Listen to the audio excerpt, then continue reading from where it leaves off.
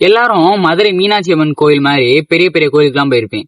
அங்க இப்படி ஒரு சிலையை பாத்திருக்கீங்களா? தூண்ல உள்ள சிலையோட பேர் தான் யாழி. இந்த யாழி அப்படின்றது பழங்கால புராண உயிரினமா சொல்லப்படுது.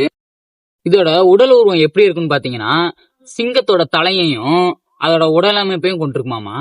அதே மாதிரி இந்த யானையோட தந்தத்தையும் தும்பிக்கையும் கொண்டிருக்குமா.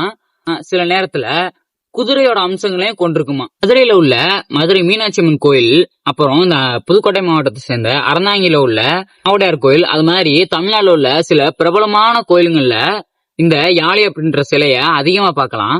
இந்த காலகட்டத்துல இதை பத்தி எல்லாம் யாரும் பேசாம இருந்தாலும் 16ஆம் நூற்றாண்டுல இந்த யாழி அப்படின்றது தமிழ்நாட்டோட ரொம்ப முக்கியத்துவமான சிற்பங்கள்ல ஒண்ணு. இந்த யாழிகள் பாத்தீங்கன்னா சிங்கத்தை விடவும் புலியை விடவும் முக்கியமா இந்த யானையை விடவும் ரொம்ப சக்தி வாய்ந்ததுன்னு சங்க இலக்கியத்துல எழுதப்பட்டிருக்கு. இந்த யாழி பழங்காலத்துல புத்தரோட வாகனமா பயன்படுத்தினதா சங்க இலக்கியத்துல எல்லாம் எழுதப்பட்டிருக்கு. இது மாதிரி பழங்காலத்தை பத்தி தெரிஞ்சுக்கணும்னா ஒரு ஃபாலோ பண்ணிக்கங்க.